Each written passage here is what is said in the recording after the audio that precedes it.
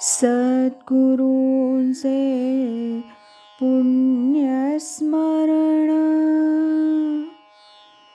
सद्गुरु नाम संकीर्तन,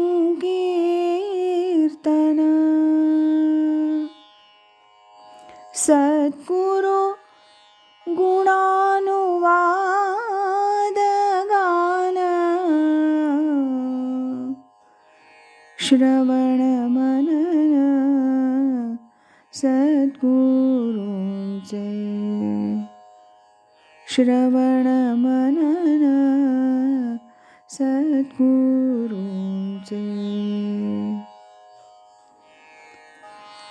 आज ऐकूया स्वामी स्वरूपानंद एक अलौकिक राजयोगी या ग्रंथातील प्रकरण 3, या कोकणात हे सुंदर पावस गाव, याचा भाग 5.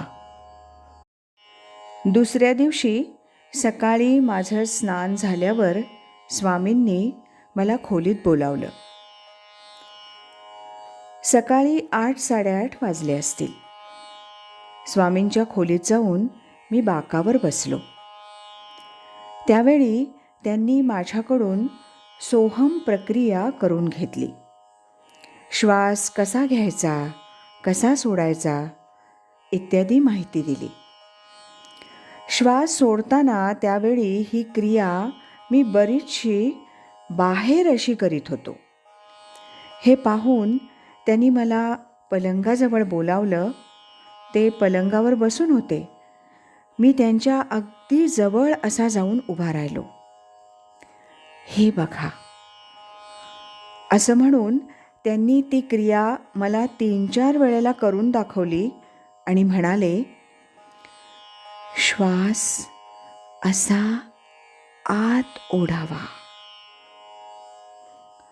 आणि आतच बेंबीकडे हळूहळू खाली सोडावा.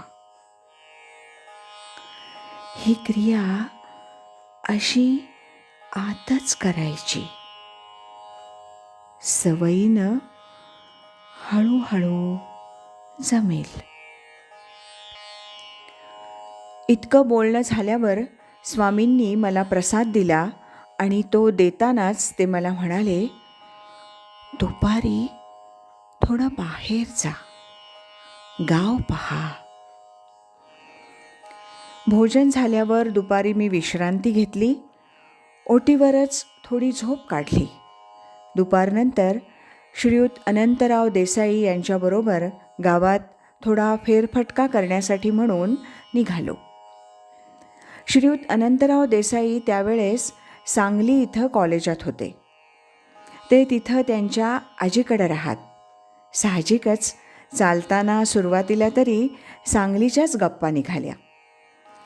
थोडंसं रस्त्यानं, थोडंसं बागा आणि वाड्यातून, तर थोडंसं नदीच्या पात्रातून असं चालवीत अनंतरावांनी त्या दिवशी त्यांचं पावस गाव मला दाखवलं. पावसमधील विष्णू मंदिर, गणपतीचं देऊळ, स्वामींचं घर, विश्वेश्वर नवलाईची देवळं, सोमेश्वराचं देऊळ अशी काही ठिकाणं मी त्या दिवशी पाहिली. काही देवळांचे सभामंडप तर काहींची बांधणी पाहून ह्या गावी पूर्वी केव्हा तरी बरीच सुबत्ता नांदत असावी असा माझा तर्क झाला. कोकणातील गौतमी नावाच्या एका अगदी छोट्या नदीच्या दोन्ही काठावर हे एक छोटंसं पण टुमदार गाव वसलं आहे. गावाच्या एका बाजूला काही अंतरावरच समुद्राचा खाडीवजा भाग सुरू झाला आहे. दुसऱ्या बाजूस डोंगराच्या उतरंडी आहेत. त्यात अगदी छोट्या छोट्या टेकड्या आहेत.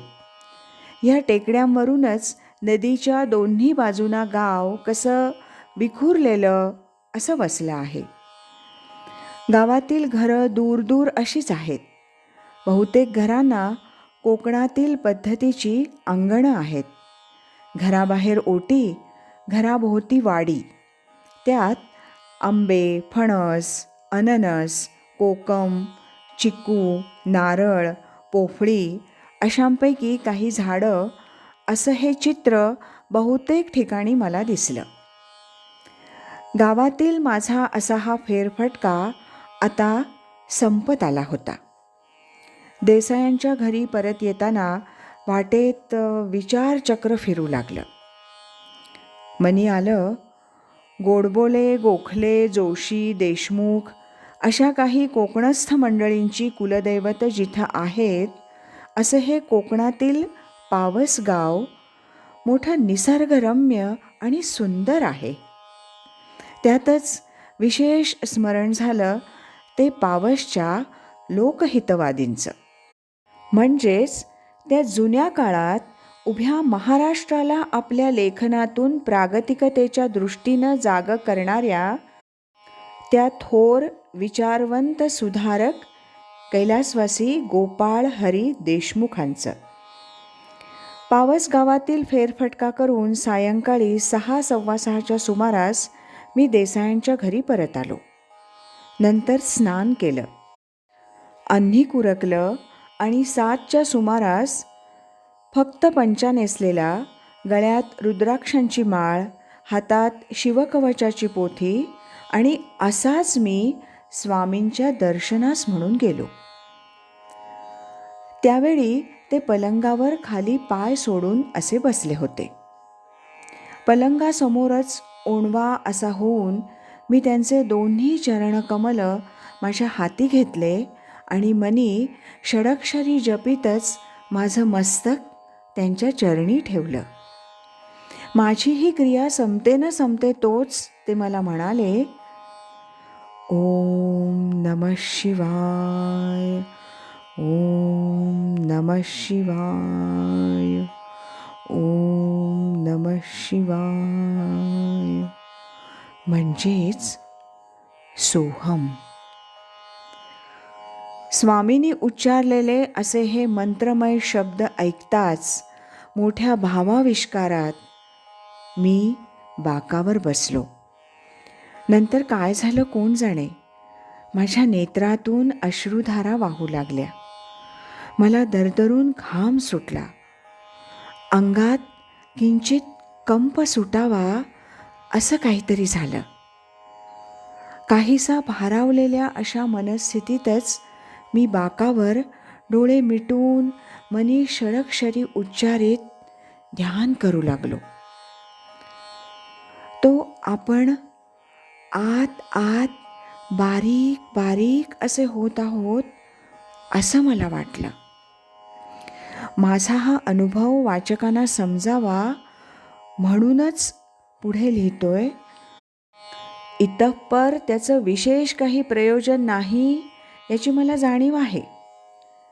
काही अंशी माझ्या या अनुभवाशी मिळून जुळून येईल असा एक अनुभव ह्यापूर्वी मी घेतलेला आहे.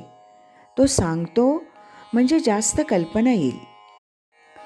मी 11-12 वर्षांचा असताना मुंबईतील हिंदू कॉलनीतील कैलासवासी डॉक्टर फडके यांनी KEM हॉस्पिटलमध्ये माझ्यावर एक शस्त्रक्रिया केली होती. त्यावेळी मला क्लोरोफॉर्म देण्यात आला होता.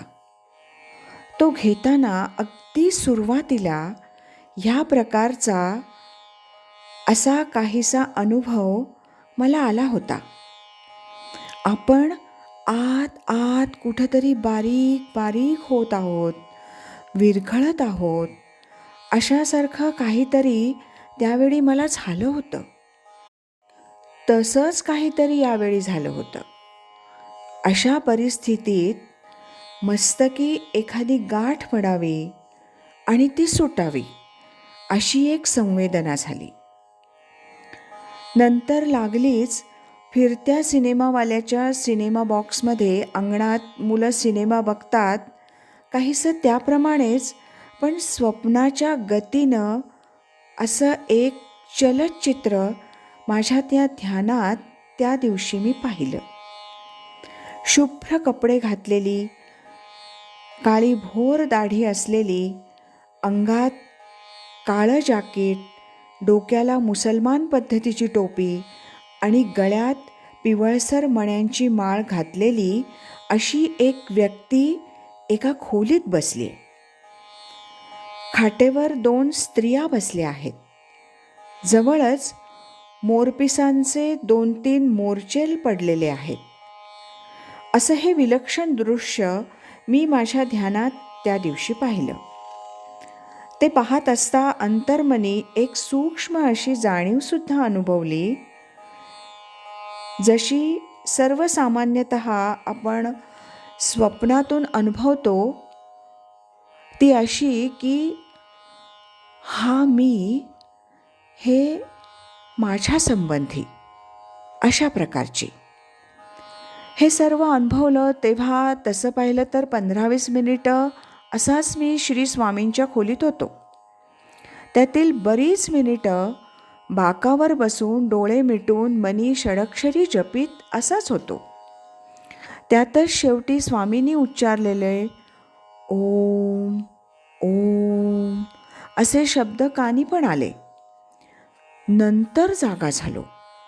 बाकावरून उठलो, प्रसाद घेऊन खोलीच्या बाहेर आलो. नंतरच्या काळात त्या दिवशी तरी मी अगदी भारावलेल्या मनस्थितीत असाच होतो. रात्री भोजन झाल्यावर देसायांच्या ओटीवरच झोपलो, पण झोप येईना. पूर्व प्राक्तनानं अशी एका महान योगी पुरुषाशी आपली ही गाठ पडली ह्या आनंदात होतो. सबंध रात्र तसं पाहिलं तर एका विलक्षण आनंदात अशीच गेली. त्यातच स्वामींच्या सान्निध्यात 2 दिवसात घडलेल्या काही घटनांचा माझ्या गूढवादी चिंतनातून असा विचार करू लागलो.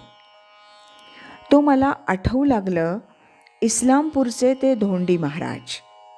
सांगलीहून मी त्यांच्याकडे मारलेल्या त्या अनेक खेपा आणि त्यातच त्यांच्या त्या उन्मनी अवस्थेत त्यांनी मला पाहून कधी कधी उच्चारलेले ते शब्द, हा गेल्या जन्मीचा मुसलमान, ह्या जन्मीचा बामण.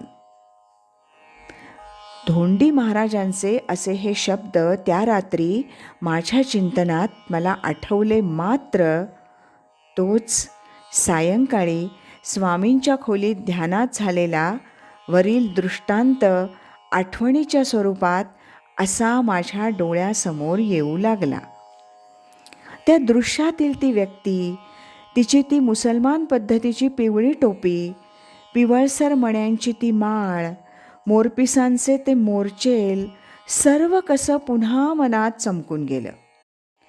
धोंडी महाराजांचे ते शब्द आणि स्वामींनी दाखवलेला तो दृष्टांत यातील त्या विलक्षण साम्यानं त्या दिवशी रात्री मी कसा अगदी भारावून गेलो होतो. आणि म्हणून ह्या अगदी आगळ्याच स्वरूपाच्या अशा चमत्कारिक अनुभवाचा विचार करीत करीत मी फार उशिरा झोपी गेलो.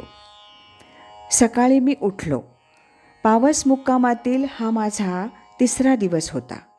सांगलीला जाण्यासाठी म्हणून आज मला निघायचं होतं. सकाळी 8-8:30च्या सुमारास स्वामींनी मला खोलीत बोलावलं. माझ्या निघण्यासंबंधी चौकशी केली. आपले सर्व ग्रंथ मला प्रसाद भेट म्हणून दिले आणि दुपारी भोजन झाल्यावर निघताना मी पुन्हा स्वामींच्या खोलीत निरोपाचं दर्शन घेण्यास म्हणून गेलो. खडीसाखरेची एक पुडी माझ्या हातात देत, आशीर्वाद आशीर्वाद असं म्हणत ते मला म्हणाले, संप्रदायाप्रमाणे नाही पण दिलं आहे, उरलं सुरलं बाहेर होईल. याबरोबरच प्रकरण 3 या कोकणात हे सुंदर पावस गाव याचं वाचन आता समाप्त होत आहे. उद्यापासून आपण प्रकरण 4 पावस पंढरीच्या यात्रा याचं वाचन क्रमशः ऐकूया. श्रीमद सच्चिदानंद सद्गुरु श्री स्वामी स्वरूपानंद महाराज की जय. हरि ओम तत्सत.